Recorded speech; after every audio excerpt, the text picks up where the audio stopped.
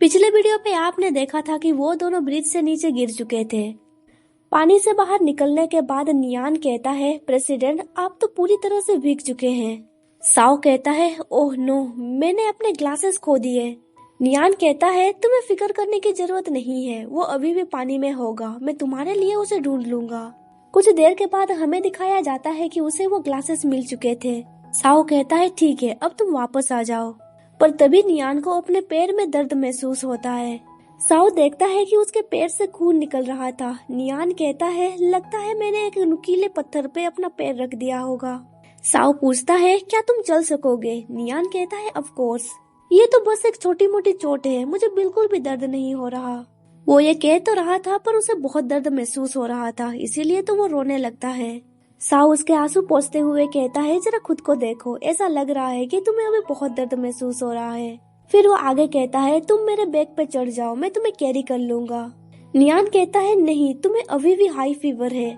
Sao कहता है, मैं पूरी तरह से ठीक हूँ, तुम्हें ज्यादा फिक्र करने की जरूरत नहीं है, मैं बहुत स्ट्रॉन्ग हूँ। नियान उसके बैग पे चढ़ जाता है। कुछ देर के बाद नियान कहता है, प्रेसिडेंट अगर आपको मैं भारी लग रहा हूँ तो आप मुझे नीचे उतार सकते हैं।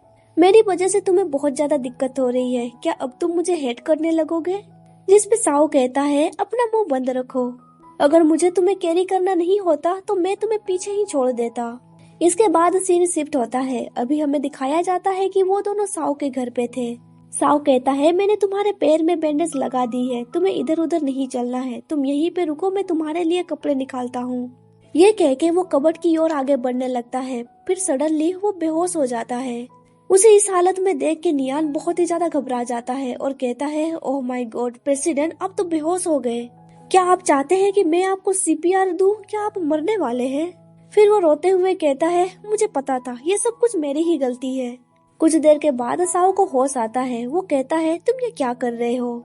उसे होश में देख के नियान तुरंत उससे दूर हट जाता है और कहता है, मैं माफी चाहता हूँ, मैं तो सिर्फ तुम्हारे गीले कपड़े बदलना चाहता था। फिर हमें दिखाया जाता है कि साओ अपने कपड़े बदल रहा था। नियान कहता है, कुछ देर पहले तुमने तो मुझे डरा दिया। साओ पूछता है, क्या मैं बेहोश हो गया था? फिर वो आगे सोचने लगता है, मुझे बस इतना याद है कि मैं डार्कनेस की ओर गिरते जा रहा था, पर तुमने मेरा हाथ पकड़ा और मुझे बचा लिया। कुछ देर के बाद हमें दिखाया जाता है कि साओ अभी बेड पे था। नियान उसे कहता है, क्या तुम्हें कंफर्टेबल लग रहा है? तुम कुछ देर के लिए आराम करो। ये कह के नियान वहाँ से जाने लगता है, पर तभी साओ उसका हाथ पकड़ते हुए कहता है, तुम कहाँ जा रहे हो?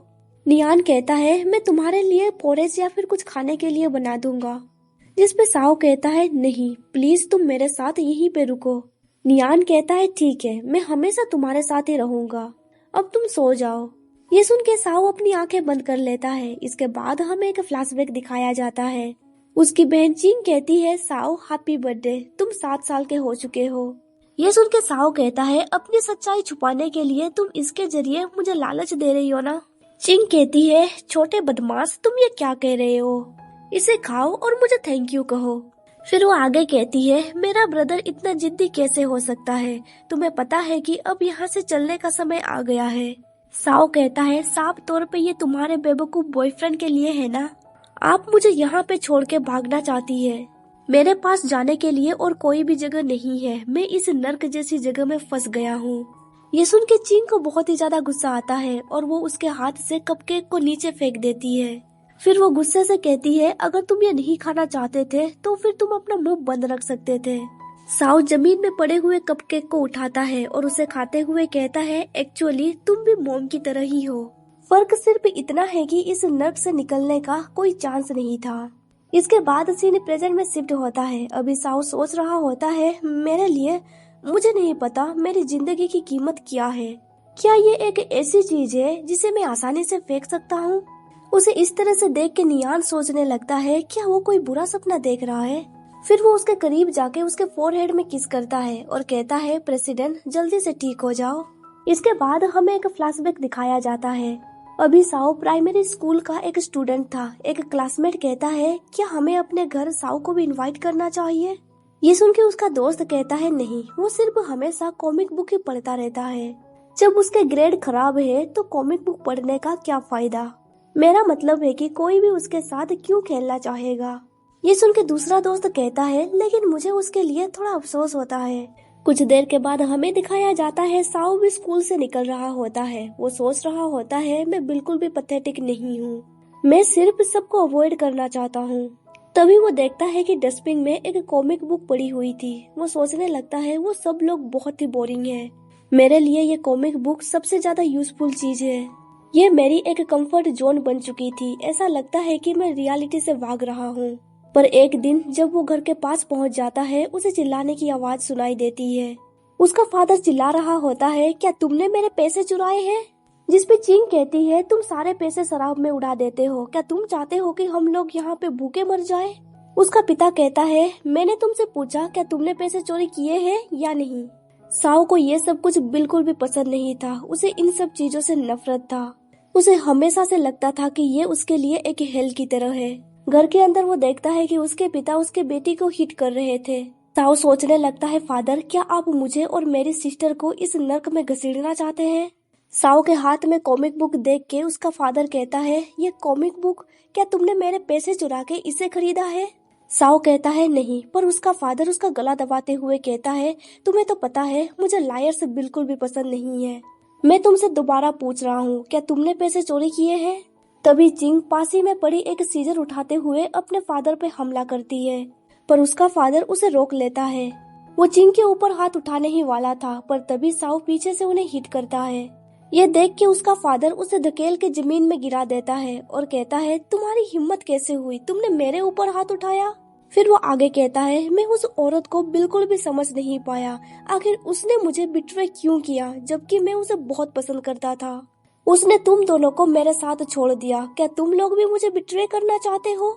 ये सब कुछ उस औरत की गलती है। तुम दोनों उसकी तरह क्यों लगते हो? जब भी मैं तुम दोनों को देखता हूँ, मुझे हमेशा याद आता है कि उसने मुझे किस तरह से बिट्रे किया था। ये कह के वो साओ की ओर अपना हाथ आगे बढ़ाने लगता है।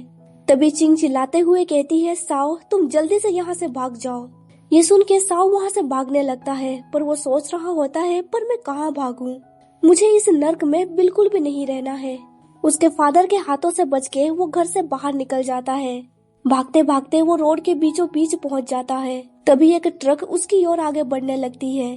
तभी उसका फादर उसे दूर ढकेल देता है, जिसकी वजह से वो उस ट्रक के सामने आ जाता है और उसकी मौत हो जाती है। अभी साओ बहुत ही ज्यादा हैरान में था। वो कहता है, अभी अभी क्या हुआ? जब वो अपने फादर के डेड बॉडी को जमीन पे पड़ा हुआ देखता है, वो सोचने लगता है, मेरे फादर ने ऐसा क्यों किया? आखिर उन्होंने मेरी मदद क्यों की?